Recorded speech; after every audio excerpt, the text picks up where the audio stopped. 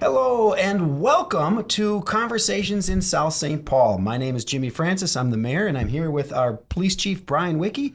And this is actually, Brian, our inaugural podcast. And I wanted to start with you because there's a lot of questions we get from the cities, from the Facebook page, from emails, and from people in the city about our police department and about things that you deal with. So I wanted the first one to be about you. So welcome and thanks for joining me. Well, I appreciate it, Mayor Francis, for the invitation. And here I thought I was your favorite, and that's why you're inviting me to be the inaugural guest. But I will take it regardless. So thank you for the invitation. We're going to do a little icebreaker, and I want to know your favorite band or your favorite singer that you have. Oh, wow. Now, that depends on what stage I am of my day and probably what stage I am Favorite. of my life. Favorite day, favorite stage. Right now, band. it's probably Chris Stapleton. I'm at Chris Stapleton. Chris Stapleton. You met him? I have not. No, Oh, I've okay. never met him. But favorite singer, favorite. I'm at a point in the day where Chris Stapleton's a good music. But that could change in a couple hours. You never know how the day's going to play out. Right. How about your favorite sports team? Oh, that's a tough one. I'm going to pretty easily the Minnesota Wild. Wow. Okay. Yeah, big hockey fan and follow the Wild with some frequency. Very good. Now, if you had to choose your free time, you choose the free time, you choose the place, location. What does Brian Wicke do in your free time? By choice. Everything is situationally dependent. So right now it's going to be hard to be out on a boat on a lake. Yep. So this time of year, probably in a hockey arena, catching anything from a professional to a college game to a local game. I enjoy certainly following our local athletics here. Moving into summertime, not a big TV watcher, so I'm going to be outside. I'm probably going to be whenever I get a chance fishing. But again, I don't care about fishing. It's just the time to get away and be in nature. Yeah. And if I go out there and don't catch a dang thing, I'm completely open with that. Yeah. And that doesn't bother me in the least bit. That sounds like a great, happy place to be. Yeah. Good ones. Good. Well, thank you. Nice to know you a little bit more on a different level that's not cop talk. But you're a South St. Paul kid. Tell me about your growing up and where you went to high school. Well, for probably many in the audience, they're going to know some of these stories and some not. But as you mentioned, I was born and raised here in South St. Paul, south end of town. Family has some fairly deep roots here in town. Came out of college, first one in my family to move to college. No kidding? And went up to what I'm going to call the institution of higher learning, that is St. Cloud State University. That's CSU. I went up there really not knowing what I wanted to do. And I'll be honest, this whole copying thing was not even a blip on my radar. Really? Didn't know anything other than parents told me go to school and go to business because business people make money. So I went up there, started in communications a little bit, focused a little bit on business, and I'll be very open. I had an outstanding interaction with former then sergeant, then captain, and then retired as former chief, Danny Voyevich. Yeah. My parents told me to reach out to him. I reached out to him. He took me on a ride along just some random Friday. For those of you that may remember, way back in the mid-'90s, South St. Paul had a station wagon as a police car. Wasn't it called Wally? It was called Wally, and I got a big picture of it down in the police department, and it was just the coolest car. Yeah. I mean, it was a big old bathtub. And I remember Danny, former Chief Voyevich, driving around, and he had the Frank Poncherello sunglasses, those mirrored sunglasses, and that window down, and his arm out the window, and just moving about the community and the people he interacted with, from kids to adults, and the positive connections I watched him make. And I left that day, and I'm like, that's it. That's what I'm doing. So that kind of charted my course outside of St. Cloud State. Moved up to Skills, which is really like a law enforcement boot camp, about a 12-week program of boot camp, kind of the finishing touching of your law enforcement training. Went up there, came back, jumped into an agency across the river, the Washington County Sheriff's Office, and spent a couple of years up in the city of Hugo as a contract deputy up there. Wonderful community. And back then it was nothing but dirt roads. It is not the city that it is known as today. Outstanding relationships, a very South St. Paul-esque, I would say, in the interactions with the community, a very community-oriented town. And then when the opportunity arose, I jumped and flipped across the river and came back to the hometown here in South St. Paul. I've been here ever since. Wow. That's great. And you, like many, you started at the bottom and have worked your way up to being the chief, just like the chiefs that you just mentioned. Yep. He did the same thing. I'll share one moment with you. I don't know if I've ever shared this with you, but when my Uncle Herb passed away, And I walked into that situation. See, my grandma was 105. Yep. So I got the call that Uncle Herb died, which was mind-blowing because we were waiting for Grandma to go. And Herb, who was 78, died. And you don't expect that. And I walked into their apartment, and you were the first person I saw. Really? And I still remember that moment. And it was turn this way to go see that, or turn this way to visit with family. And you steered me to go visit with family. And I've so much appreciated that was a calming, personal face that greeted me in that time of tragedy. That, I mean, again, I'll never forget that. And it was your impact, your officers' impacts in those communities run deep like that, where you're just your presence. Yeah, and I appreciate you bringing that up. Well, one, I'm glad I was able to help in what was certainly a moment in your life. And that's the message we try to deliver to all of our officers, is that while the unfortunate reality is these events are routine during the course of the day for any of our officers, they are once-in-a-lifetime events for the community we're interacting with. And you only get one shot to do it right. Yeah, So, exactly. Well, thank you for that. Let's jump right into some of the questions that we get about our communication here. You know, there's people talk that, oh, it's all hush hush and nobody says anything in this community. You battle that all the time, right? Yeah. And so how do you balance the transparency with investigations? You know, how does that work, or how would you want to communicate that to the community who says, you know, everything's so hush hush? You know, I would start and say, everything we have, and whether it's in the police department or whether it's in the mayor's office, whether it's in the park and rec department or public works, everything the city possesses in terms of data, by default, it is our community's data. It is ours. It's not me to decide whether I want to give it to you or not. So when you start with that premise, we really are guided by a statute called the Minnesota Government Data Practices Act. And it starts with the premise that everything government does in Minnesota is public and belongs to the community, unless there's some reasons it cannot be. And it's not me to decide that. So a reason, as you brought up, an ongoing investigation, that's confidential data generally that I can't share. Mm-hmm. Some select data, say involving minors, students, children. Right. That's private data generally we cannot share. It's not that I don't want to. It's not that I don't think the public has a right to know. It's that my obligation first and foremost is to ensure that our department and our practices are in alignment with state statute. And as you well know, we frequently will face criticism. Why are you holding this back? Why are you not telling me? I understand the frustration, but really it's not directed at me. It is our legislature who has designed a system of rules in place, and it expects us to follow those rules. So when you start with the premise, and I firmly believe that everything we do is public and should be public. We're not hiding anything. And you start along those lines, I think from a police department's perspective, which in my opinion is really unique compared to the rest of city government here, is what is our goal in communicating? Because our goals are oftentimes more expansive and sometimes more narrow than what the general city goals are and how we communicate with the public. A primary reason that my organization or my department is going to communicate with the public is for that vital information that our public needs to know to keep themselves safe or to make decisions that are in their best interest in terms of safety. That could be everything from an impending weather event, from think of your natural disasters. We could have a disruption in our energy supply, whether that's gas or electricity, or it could be from a criminal event. We could have an individual loose in our community, and we issue what we'll call a shelter in place. Like, we think it is in your best interest to stay in your house, to go to your basement if you have one. If you don't, go to an inside room in your house. So we communicate for the purposes of informing our public and letting them know safety things so they can make decisions that are in the best interest of them and their family. Outside of that, we communicate with the public and also to solicit assistance. By no means, our officers are immensely skilled and they know what they're doing, but they don't know it all. So oftentimes we will need the public to help us in doing our job. So we may respond to a crime that takes place at 3 a.m.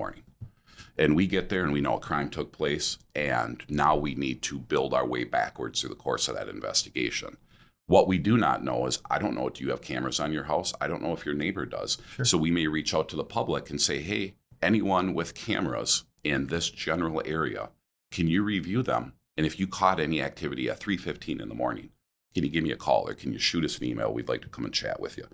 We're not forcing you to give that data. That is your private data. We want to chat with you and see, are you willing to partner with us and share in our public safety mission? So we have the outward, what can we share with you to keep you safe? We have the, hey, we need help from you. What can you give us to help us in our combined public safety mission? And then I would say one of the last areas that I focus on in our communication with our residents is building that transparency and that trust with our officers. As you well know, many of the times our officers have interactions with people at the worst moment in their life. Yeah. They've made a horrible decision. They're not bad people. They made a horrible decision to drive while they're impaired. They're involved in domestic violence. They lost a loved one. They're at the worst moment in their life. Generally speaking, people don't call us when they're having a great time and invite us to enjoy their great time. So when they see us, it's traditionally in an enforcement role. I want to let our community know who our officers are. So how do we reach out and let them know who we are? So we do that through our communications team here at the City of South St. Paul and let them see some of the lighter moments of our staff.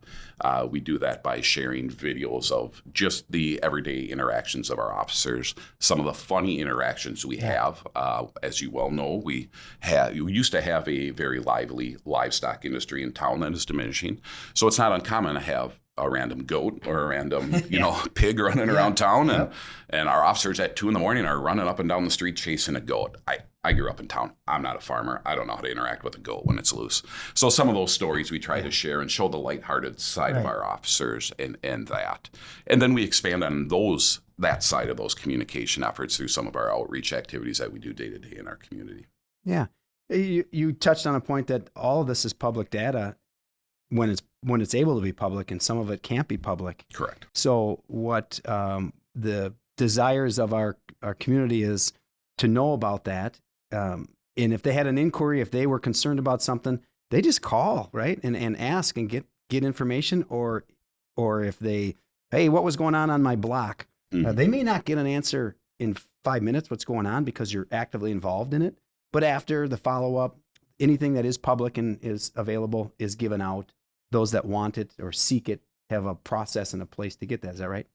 Yeah, so that's a balancing act, and that's a balancing act that I'll be very transparent that I'm still learning how to navigate. And again, my role is to serve this community. So what information do they need to make those effective decisions to keep themselves safe?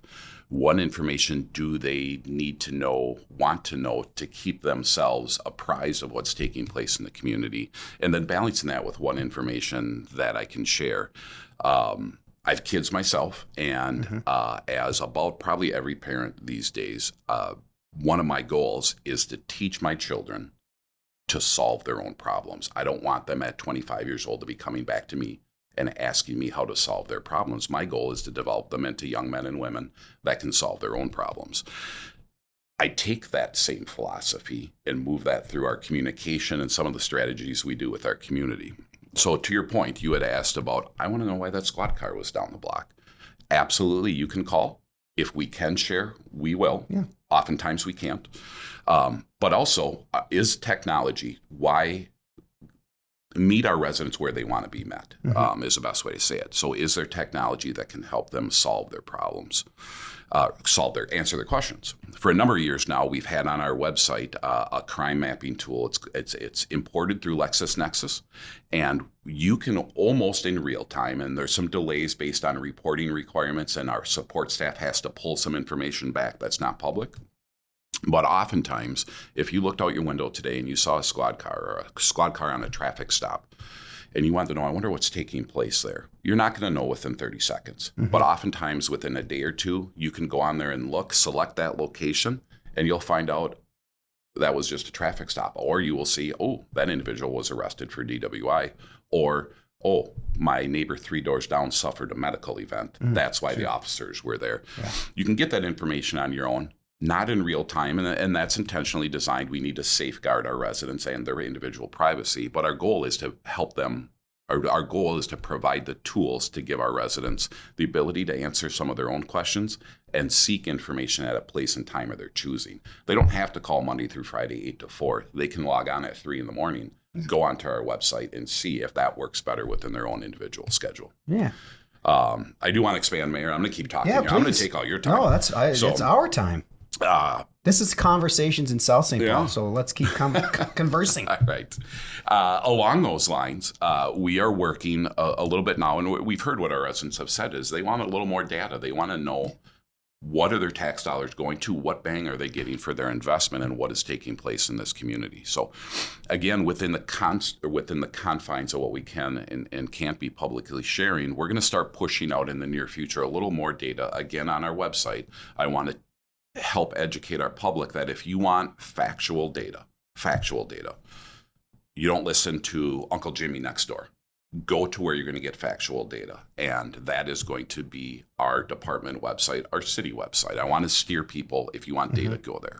So in the near future on our website, what you're going to see is I'm going to call it a multi-tiered response to where do I get data. So if I want to see aggregate data, what has taken place in the last week, my goal is to have a weekly update that you're going to see in the past week, your officers have conducted 102 traffic stops and 300 proactive checks. And that's everything from someone who calls us and says, hey, I'm going on vacation.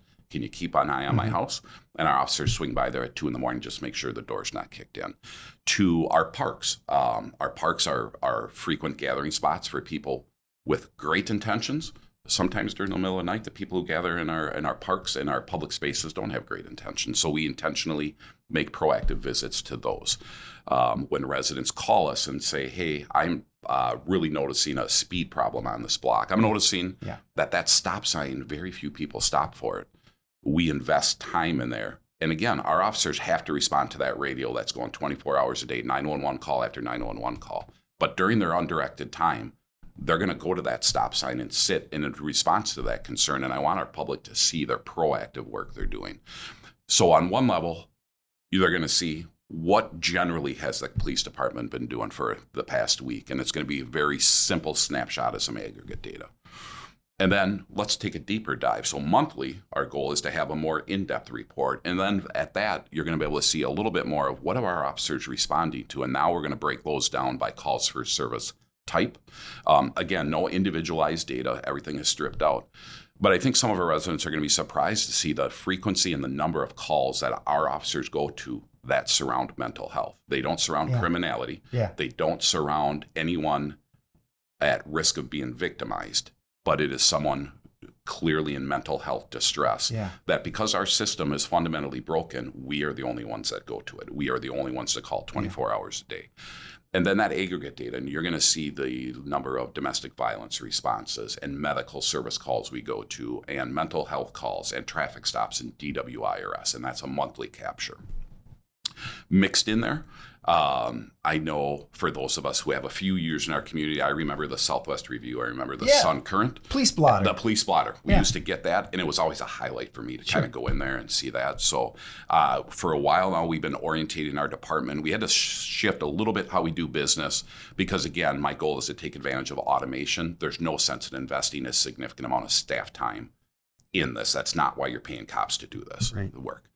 So now that we're there, we're going to start seeing a blotter that it's going to say something like a 48-year-old male was arrested for DWI on this date at this time, the old police blotter. You're also going to see at 2:30 in the morning, caller in the 300 block of Grand reported that a goat was running down the street. And just some of the unique calls that our officers get and our officers' response to them. So we're going to have a little bit of a blotter. It's going to be a mix of both worlds. So you're going to have aggregate data, some very specific data, and then a little bit of lighthearted humor that'll put in there. We're going to archive that over every week. So you'll be, as we build over time, you're going to be able to see kind of a running timeline of what our department's doing and what it's not. And then we're going to encapsulate that all with our annual and our monthly NIBRS, which is our crime reporting. We report to the Minnesota BCA. Okay. The Minnesota BCA reports to the FBI. And that's when you hear on the evening news, on the nightly news, that homicides are up or down 6% in Minnesota or across the nation. That's where the data comes from. That's where all that data comes. It starts at the ground level. It's reported to the state reports to the feds. So you're going to see a mix of all of that data. And again, our goal in all of this is to empower our residents. Maybe you can get your own problems answered if you're not comfortable reaching out to us. Because a lot of people aren't comfortable reaching out to us. Yeah. And that's just human nature. You guys, you gals, your department are very, very skilled and very I like to say that you are a model for community policing because of the way this department is run throughout the years and how your officers interact with the community. They don't want to give tickets. They want to solve problems. Yes. And if there's actionable things that need to happen, that will happen. But in most cases, they want to get people back home safe and disputes settled and everything, taken care of in a timely fashion. I grew up in South St. Paul as a kid that had a dad who had the scanner on 24/7, 365. And many people came to our house and tried to come in late at night and heard the scanner. And they said, oh, there's people. It sounds like there's people there. So it was kind of a deterrent at our house. You could always know that was on. And my dad's ear was kind of always wondering what was going on and could tell the tones and those things.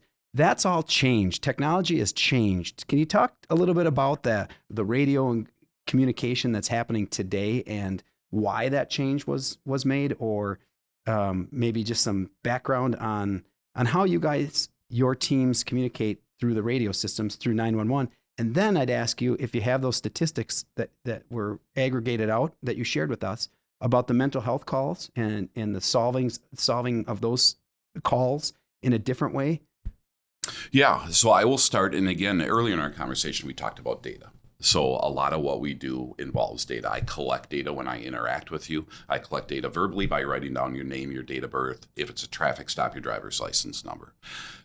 During that interaction, I may have a body camera on. If I'm a uniformed patrol officer, I may have my squad camera going. That's also data. A lot of data. As you think about all that data and all those interactions, there's so much data. It is, and it's immense, and we're constantly moving that data. That data just doesn't sit in a notebook. It doesn't sit in our computer. It's being transmitted back and forth.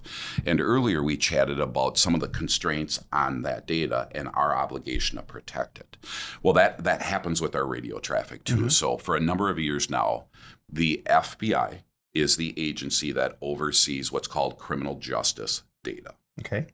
So our ability to transmit and check you, if I have a traffic interaction with you and I want to see not necessarily Mayor Francis's driving behavior, but is he a wanted murderer out of the state of New York? That data, that I'm sending your data to the federal government and it's returning back to me. It's being routed through the state of Minnesota, but ultimately it's hitting the federal government and coming back to a return to me. It says Jimmy's not wanted across the United States. So they put some constraints on what can we do with your data. And one of their constraints, and this is coming from the FBI and coming from the federal government, is that you must protect that data that I'm sharing. I can't just air that open, just like I have an obligation to protect the data I collect from you in my notebook. I have an obligation to protect it in my report, and I have an obligation to protect it over the airwaves. For a number of years, most law enforcement agencies were kind of like, yep, we appreciate that, but we don't have the technology to protect it over the airwaves. Think of how we used to transmit TV and these different things. Right. Now with technology, we have the ability to what's called encrypt our transmissions back and forth. Same thing that happens with our emails, same thing that happens with our text messages, depending on the technology you used, protecting it from being intercepted. So that information is that technology is being forced upon us. That's one side of it. The other side of it, with that technology, comes the ability for us to have what's called interoperability. And one of the key lessons learned post 9/11 was that we had fire departments and police departments and public works departments from across the United States that were rushing to that scene. They did not possess the ability to talk to one another on the radios. Right now, I can either switch on my radio, I can switch to a channel and talk to the St. Paul Police Department, or our dispatch center has the ability to take our radio channel, I'm going to use very vague terms here, and connect it to their channel, or bring us to a mutual location where we can all talk together. We can do that in St. Paul. If I needed to right now, I could talk to the Fargo Police Department in that same thing.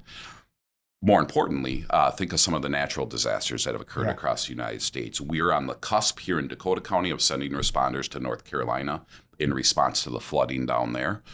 We're not connected to the North Carolina radio system. What would happen is we would find that common channel, that interoperability. That dispatch center down there would tell us use this channel, and our officers here in South St. Paul and West St. Paul and Lakeville would be able to communicate seamlessly with dispatchers and other officers in North Carolina if we sent them down there right now.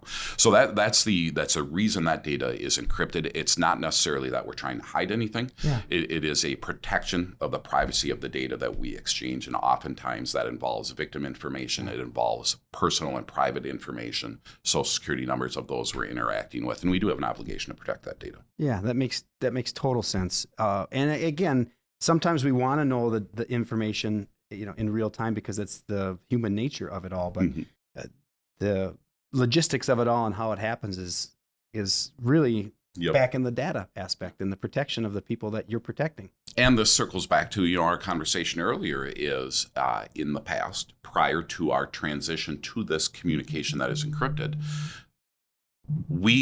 I will say, selfishly relied on some members of our public to communicate for us. Not that we relied on them, but if we had all of our officers responded to a residence and neighbors are alarmed, they're like, what is taking place? This is an abnormal number of emergency response vehicles. In the past, we'd have a neighbor said, hey, I heard on the scanner that A, B, and C is taking place. And I was like, cool, our neighbors know. Yep.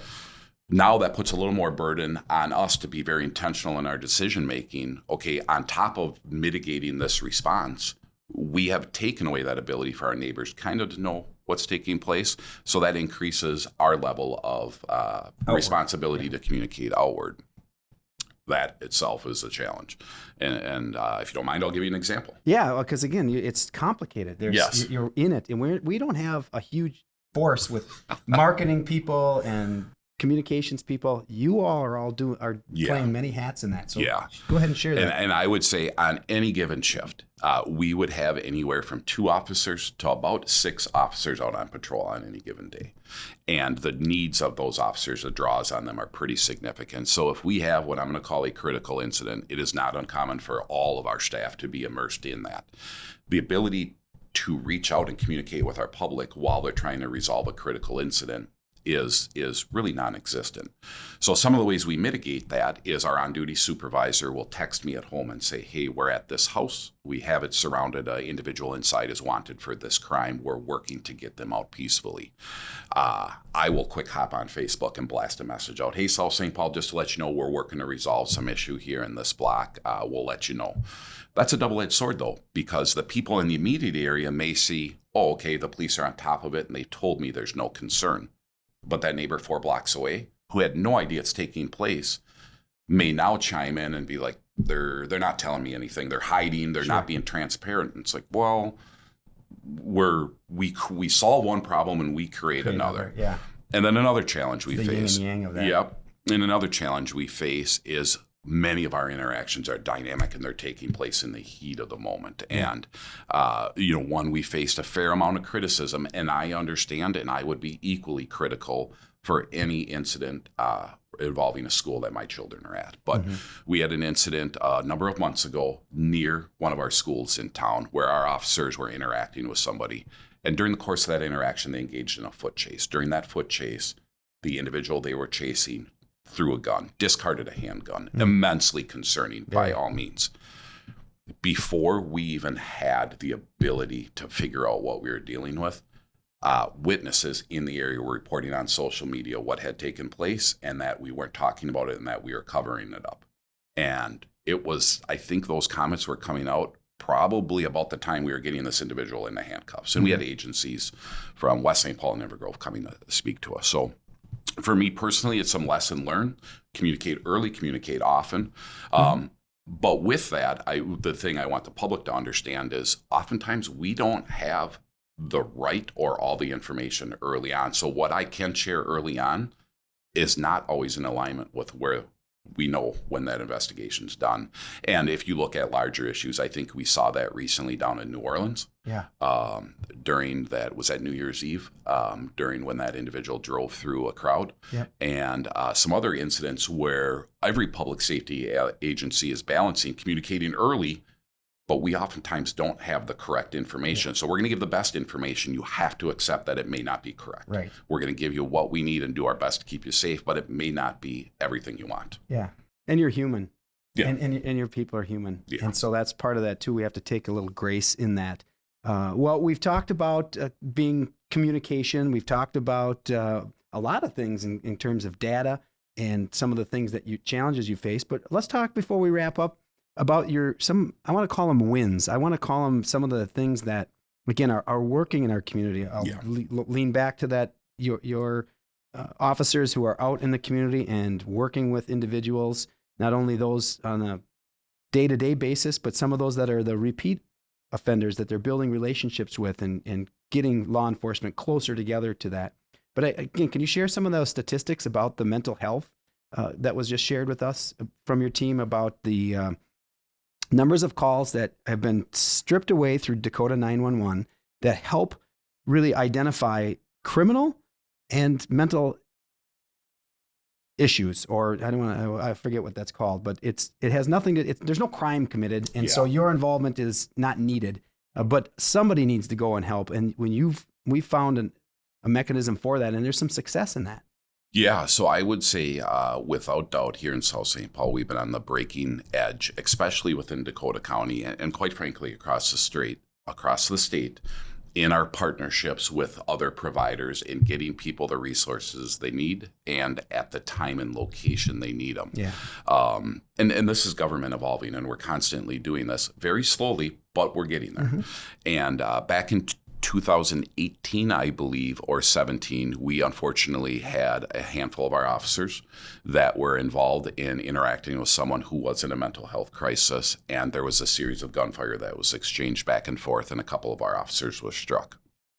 That really put the throttle on for like, we have to do something. This isn't working. We never should have been at that call. Not that anyone else should have, outside of law enforcement, should deal with anyone with a gun. But through an evaluation of that, maybe that didn't need to happen, the way that interaction played out. So what that did is that really got Dakota County involved, and they started partnering with us through what at that time was a trial endeavor of, hey, let's take a licensed social worker and let's move them out of their office in Hastings and let's put them in your police department and see what happens if they partner with an officer and we put them out in the community. So we started in that endeavor in probably 2018-19 through a pilot program with Dakota County. And that really was the beginning of that exploding throughout the county. At this point, I believe every agency in Dakota County has a licensed social worker embedded in their police department, with the exception of one or two that might share one. And then recently, as 2 years ago, we expanded that. That was aftercare. So our officers are continually dealing with people suffering crisis. Oftentimes, many times, they're not engaged in criminality. We may come across them running naked down the street. They don't know what they're doing. They're suffering a mental health crisis, and we are the ones that are responding and interacting with them. So our initial approach was we would interact with them, we would resolve that issue tonight, and then tomorrow that social worker and that officer they partner with, we would go back out and we would interact with that person. We'd interact with their loved ones, their caregivers, find out what broke, and try to fix it so it doesn't break again. So moving upstream and solving these problems. That started paying huge dividends in our calls for service. And it's not just to our police department. That started seeing a significant reduction in our ambulance transports because, again, our police officers aren't therapists. They're not trained to resolve these complex medical issues. So their only solution is to call an ambulance to send the person to the hospital. And that just bogs the whole system down when you have someone who actually needs an ambulance for a legitimate life-saving emergency. So we started seeing a reduction in ambulance transports, and that led us to the next stage of, okay, we're following up and we're reducing this. Now, can we get our police officers out of this and have our police officers focus truly on matters they can make a difference in, such as crime and public safety in our communities? And we did that through the induction of crisis workers in our building. So remember the past, we responded after the fact with the social worker to fix what had broken. Now we're introducing a model, and we're about 2 years into it here in South St. Paul, where we have a licensed social worker who is a crisis response worker from Dakota County that partners with our staff. They respond at the moment that 911 call happens. So that example I gave you earlier, that individual who may be running naked down the street, while our officers are still going to go and assist, they are a secondary role, mainly there as safety, unless a criminal allegation is prevalent. And we're going to allow that licensed therapist, that mental health worker, that crisis worker, to be that primary point of contact and resolve it. And we're seeing incredible dividends with that. And I knew you were going to put me on the spot with numbers, and I should have became prepared. My brief recollection is that during calendar year 2024, Combining that with a change in how we dispatch these calls, we saw a diversion of about 1,400 calls that originally would have came to police departments across Dakota County that our officers never saw. These calls went right to a licensed crisis worker. The licensed crisis worker would then triage that call. They would take care of about 95% of them. A very small percentage, they would in turn reach out to our officers. They office out of our building. They poke their head out of their office and they're like, hey, I need help with this one. Can you come with me? We're going to go meet with Jimmy and we're going to go chat with him. So that very small percentage. So again, it goes back to providing the service at the time they need it, at the place they need it, and the right service. And we're getting them there.